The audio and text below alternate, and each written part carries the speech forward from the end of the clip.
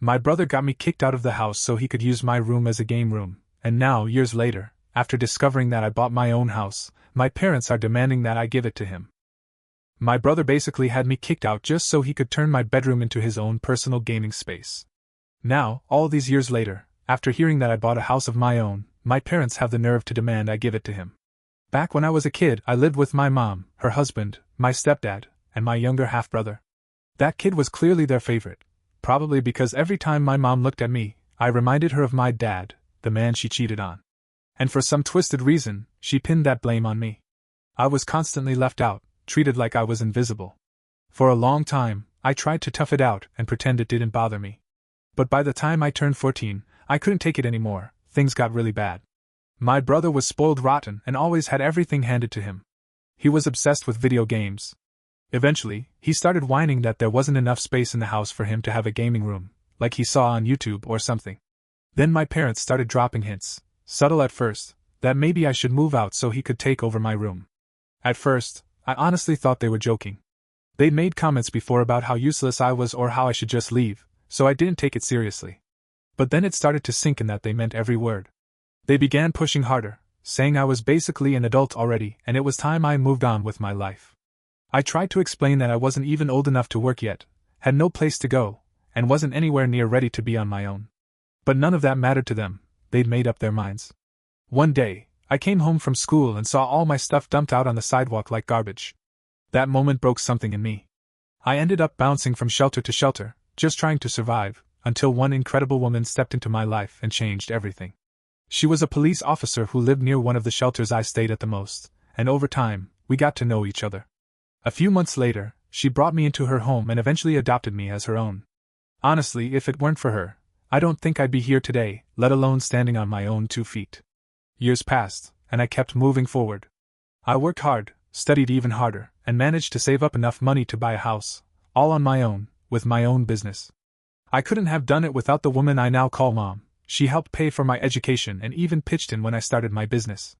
Things finally started to look up, and as a thank you, I bought her a house too, so she wouldn't have to keep throwing money away on rent. But the peace didn't last long, not after my biological family found out. Turns out the guy who sold me the house was an old friend of theirs, and the gossip train started rolling. It began with a text from my stepfather, short, cold, and as if he hadn't been the one who dumped me on the street. "We heard about your new house," it said. "About time you did something for the family who raised you." That message made my stomach churn. Family who raised me? You mean the same ones who tossed me out at 14 so the golden boy could have space to play video games? The ones who never hugged me, never told me things would be okay, never made sure I had a warm meal when I cried myself to sleep. The ones who watched me walk into the unknown and never once checked to see if I was even alive. The next day, my mother called me. The last time I heard her voice, she was yelling at me to get off the sidewalk because I was making the house look bad. I answered her call without thinking, probably because part of me still needed to hear how far this insanity would go. She didn't ask how I was doing. No. "Are you okay?" No. "Are you happy?" Or, "How's your health?" Instead, she jumped right into it. "Your brother's getting married and needs a place to start his life," she said. "You don't need 2 houses."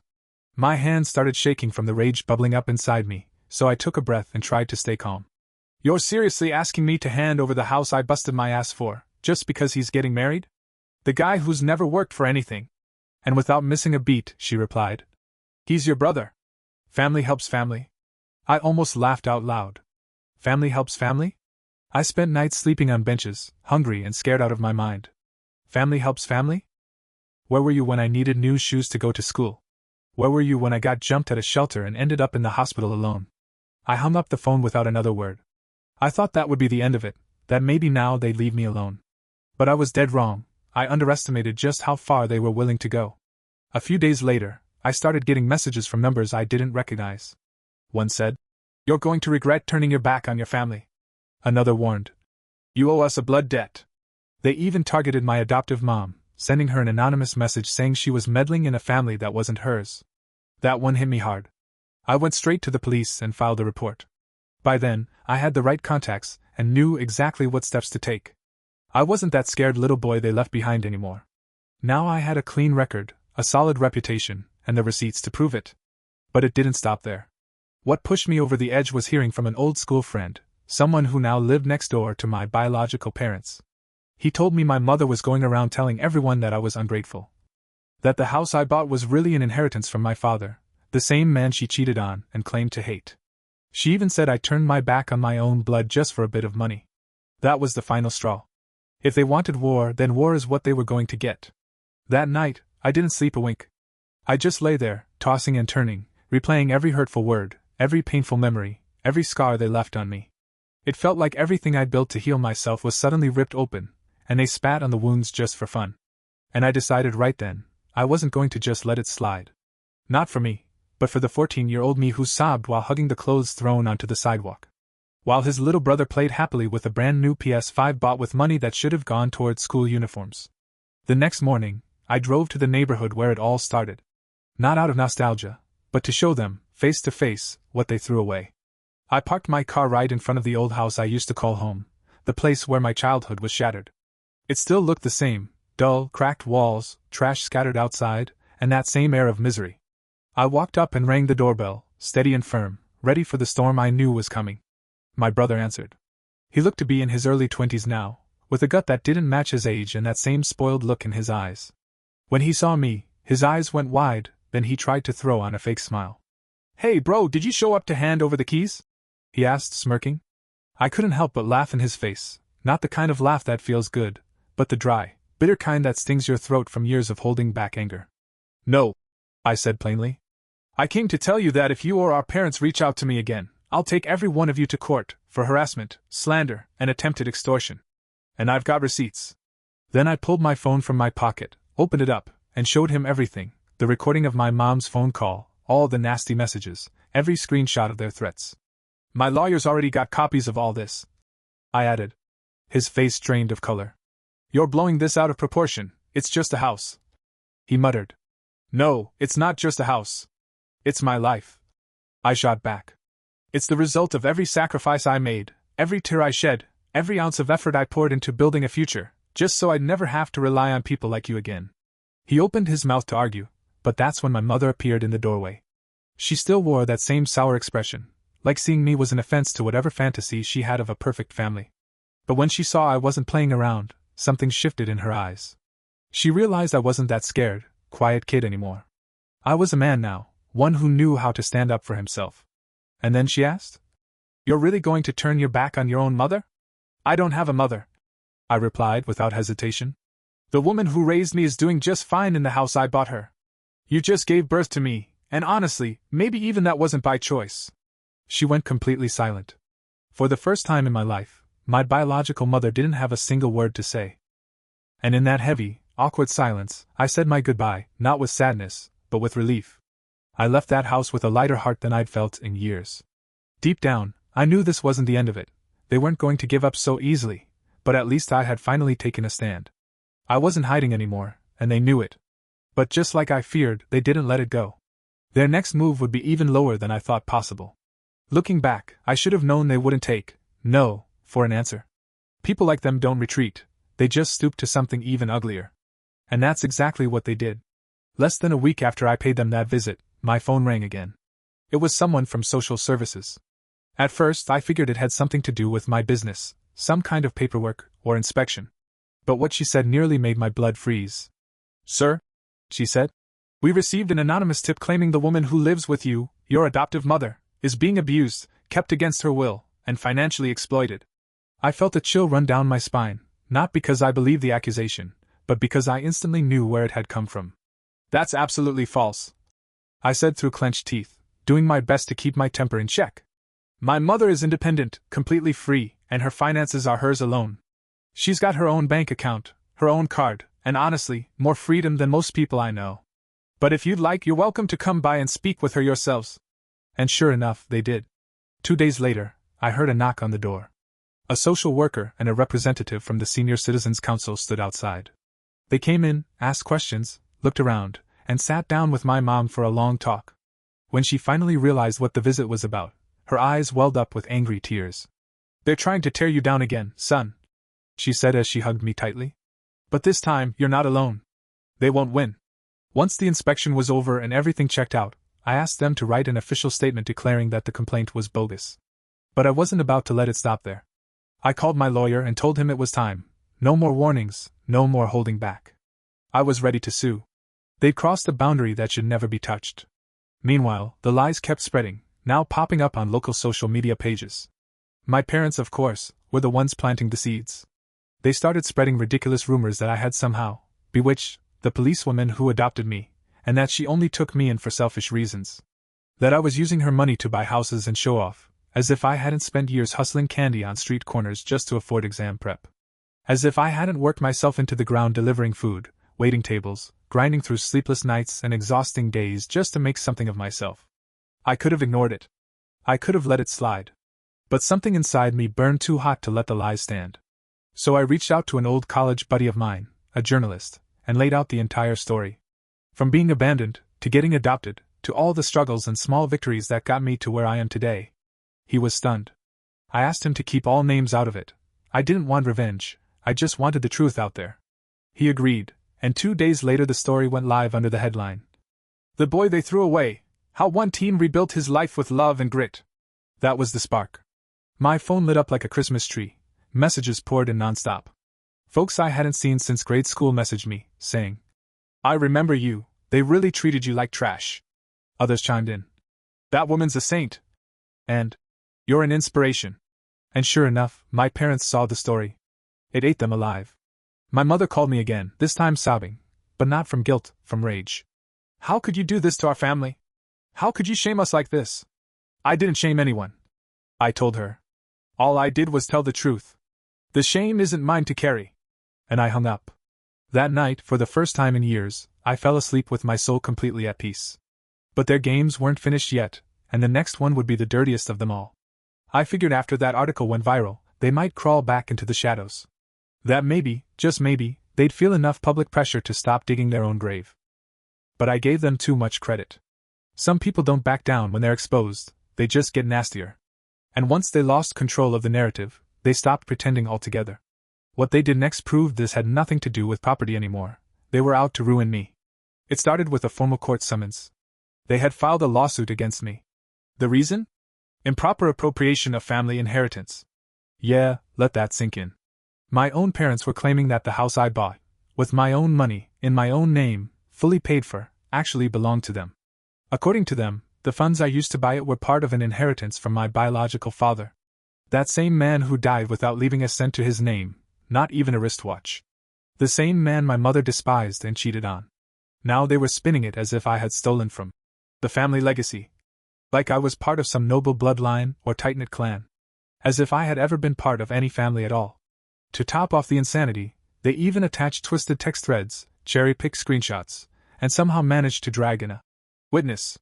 A nosy neighbor who swore he heard my adoptive mom mention that the house was a gift from a relative. I couldn't help but laugh. It was ridiculous, borderline hilarious in how desperate it sounded, but my lawyer wasn't laughing.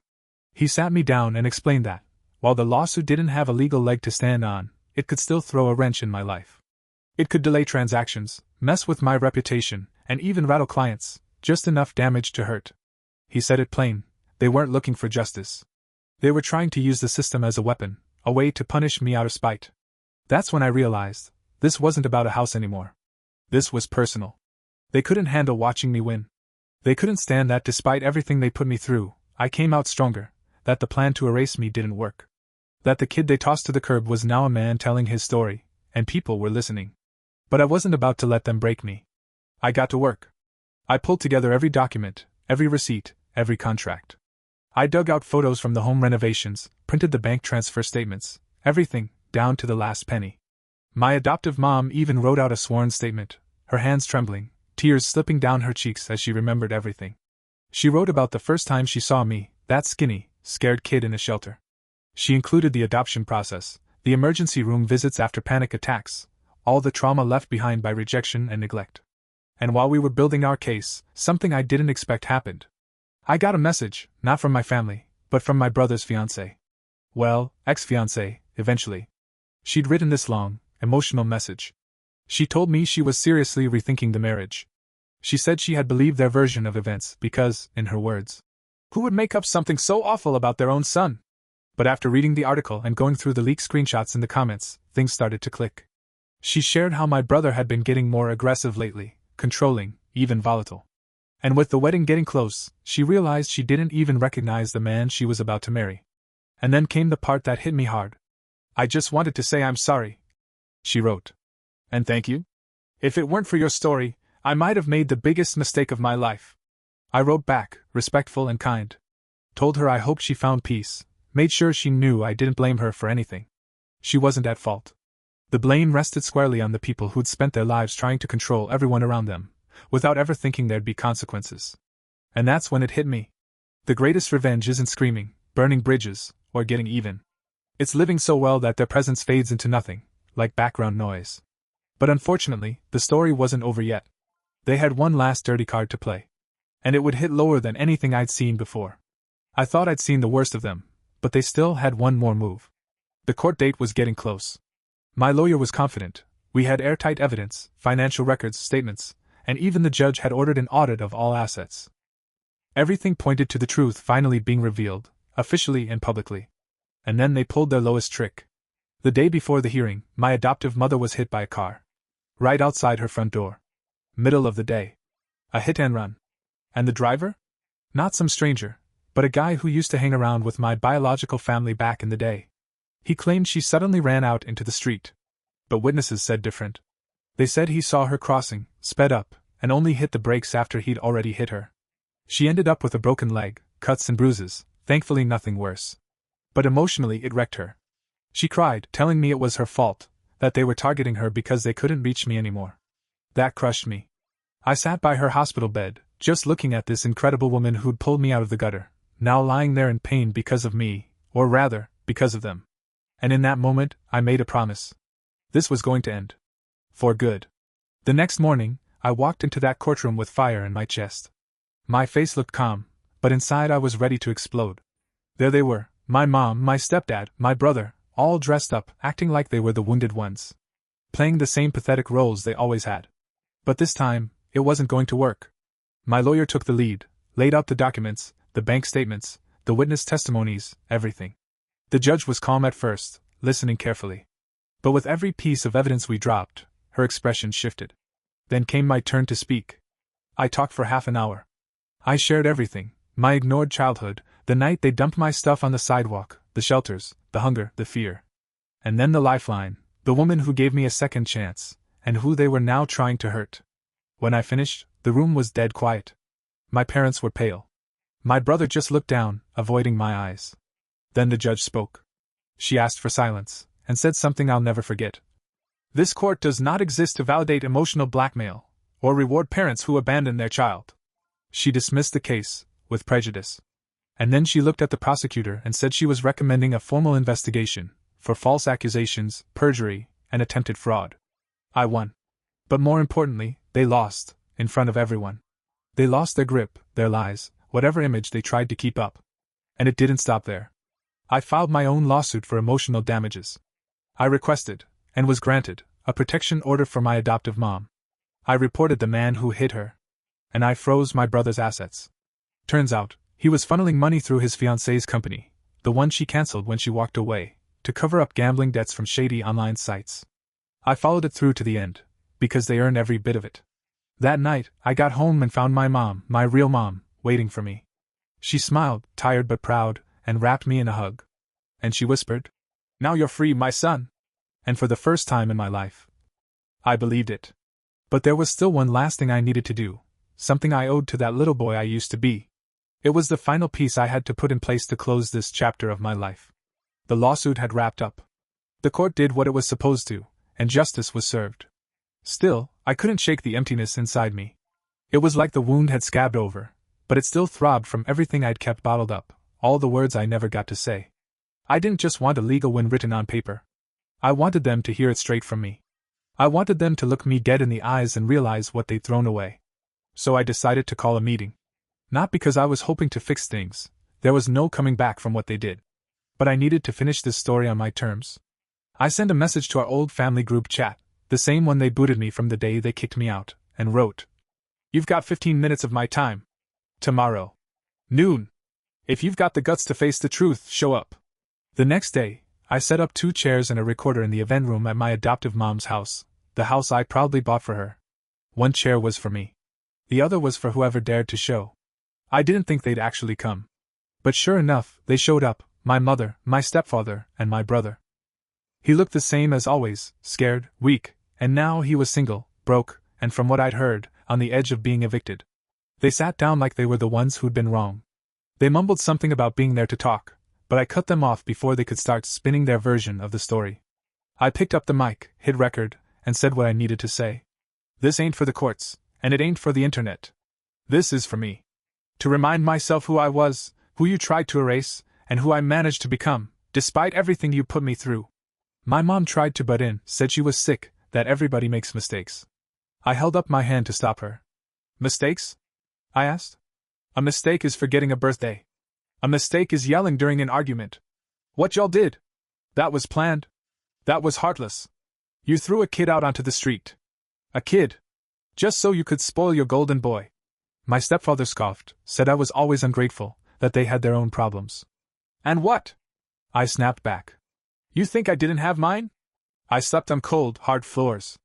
I was shuffled from one shelter to the next. I grew up learning how to bury my pain while you catered to a man-child who never lifted a finger. Now he spends his days trying to squeeze money out of the only person in this family who actually made something of himself. You didn't raise a son. You raised a leech. My brother didn't say a word. For the first time, I think it hit him. He wasn't hiding behind Mom's lies anymore. The mask had finally slipped. I don't hate y'all, I said, looking each one of them in the eye. Because hating you would mean you still mattered to me. And honestly, you don't. What I feel now is gratitude. Because if you hadn't thrown me out, I'd have never found my real mom. I'd have never discovered just how strong I really am. And I wouldn't have learned the most important lesson. That family ain't about blood. Family is the ones who pick you up when everybody else walks away. I stood up, hit stop on the recorder, and said, Now I'm free. They didn't say a thing. They couldn't. And I walked out of that room without looking back. A few months later, I got word that my birth mom had applied for public assistance. The damage lawsuit kept moving forward, and their world kept falling apart. But I didn't feel joy about it. What I felt was peace. Because I finally knew who I was. I knew exactly what I'd achieved. And most of all, I knew this wasn't a story about revenge. It was a story about rising up. Nowadays, I travel and speak to folks about surviving tough times. My business took off, and my adoptive mom, my real mom, lives with me. She's healthy, happy, and surrounded by people who treat her like the queen she is. And every time I catch my reflection in the mirror, I don't just see someone who made it. I see the steady, peaceful face of a man who walked through hell, and came back stronger, building bridges instead of burning them.